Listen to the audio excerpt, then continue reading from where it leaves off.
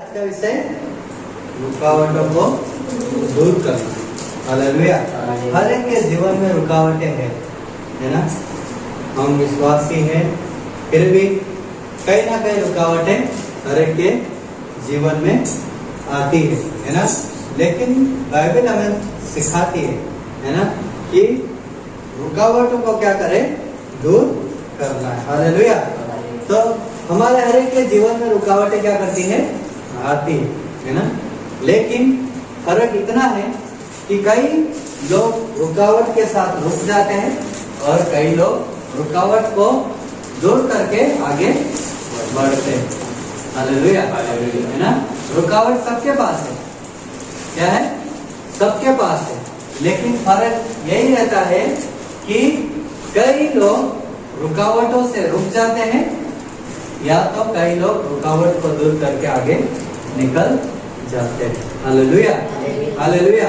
तो हम वचनों में से देखेंगे, बाइबल में से, है ना, बहुत सारे उदाहरण है ना, जो प्रभु के लोग से, प्रभु के दास थे, उनके जीवन में बहुत सारी रुकावटें आई, लेकिन वो रुकावटों से किस प्रकार से वो रुके नहीं, लेकिन उस रुकावट को पार करके आगे बढ़ चले। हालेलुया, है ना। तो हम देखेंगे कुछ प्रभु के वचन में दाऊद के बारे में देखेंगे, है ना। दाऊद, है ना, पहला सामुएल उसका 17 अध्याय में इसके बारे में वर्णन दिया गया है।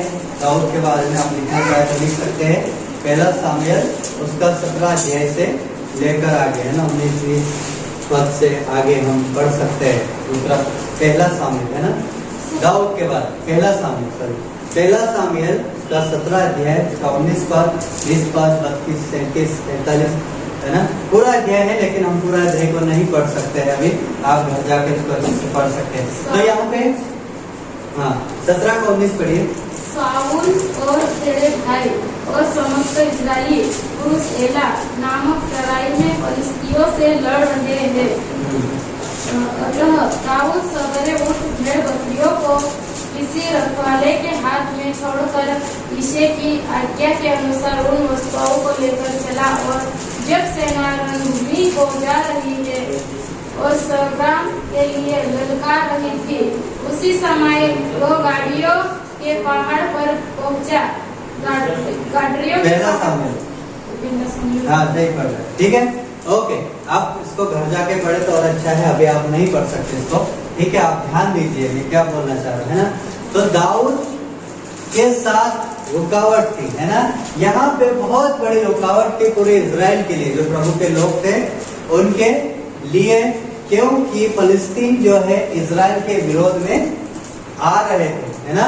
और गोलियत जो फिलिस्तीन का सबसे बड़ा आदमी, है ना, जो 9 फुट से भी ज्यादा, है ना, जो बहुत बड़ा इंसान जिससे कोई लड़ नहीं पा रहा था, तो सब लोग उनसे क्या हुए थे, डरे हुए थे, है ना।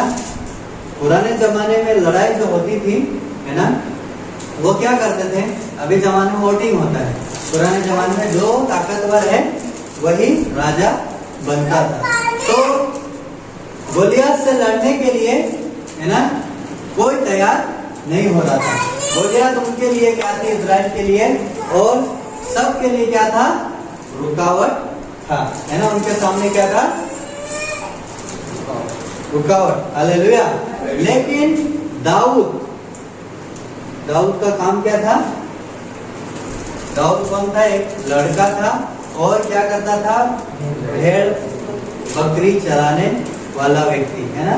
भेड़ बकरी हम किसको चराने के लिए देते हैं, जो ज्यादा समझदार नहीं रहता है, जहाँ ढोरे ढोरे चार्या कर, है ना।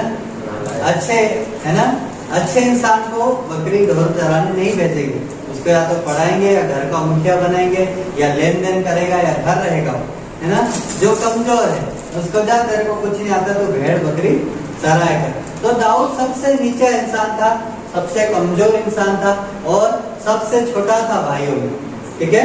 तो वो भेड़ बकरी चराने वाला था, लेकिन यहाँ दाऊद को पता भी नहीं, वो तो जंगल में भेड़ बकरी चरा, लेकिन यहाँ पे जो युद्ध हो रहा है उसके बारे में उसके पास खबर गई। उसके पिता ने उसको बोला कि बेटा ये हो रहा है हमारे लिए, है ना, हमारे देश के लिए क्या हो रहा है, खतरा हो रहा, हमारे लोगों के लिए खतरा हो रहा है। एक गोलियत तो फलस्तीन से जो है ना, बहुत बड़ा आदमी जो सबको ललकार रहा है कि अगर आप है ना मुझसे जीत जाए है ना, तो मैं हमारा देश तुम्हारे वश में, तुम्हारी गुलामी में हो जाएगा। अगर तुमने मुझे हरा दिया तो तुम है ना मेरे अधीन में हो जाओगे, गुलामी में रहना पड़ेगा। इस प्रकार से ये युद्ध होने लगा और दाऊद तक ये खबर गई है ना। उसके पापा ने बोला है ना, तो दाऊद सवेरे से उठा, 20 पद लिखा है, अतः दाऊद सवेरे उठा, भेड़ बकरियों को किसी रखवाले के हाथ में छोड़कर ईशे की आज्ञा के अनुसार उन वस्तुओं को लेकर चला। और जब सेना रणभूमि को जा रही और संग्राम के लिए ललकार रही थी, उसी समय वहां है ना गाड़ियों के पहियों पर पहुंचा है ना। तो यहाँ पे दाऊद पिता ने जो बोला है ना कि मैं अपने लोगों को सताया, दाऊद बहुत है ना क्या बोलना चाहिए, मेहनती इंसान भी होगा, बहुत आज्ञाकारी इंसान भी होगा। इसलिए जो पिता के कहने से वो सवेरे उठा है ना। आलसी व्यक्ति, ठीक है पिता ने बोला तो है, कभी भी तो जाना ही है ना, उसको कोई भी फिक्र नहीं। लेकिन दाऊद एक सच्चा इंसान था, आज्ञाकारी था, ईमानदारी था, मेहनती इंसान था। हालेलुया।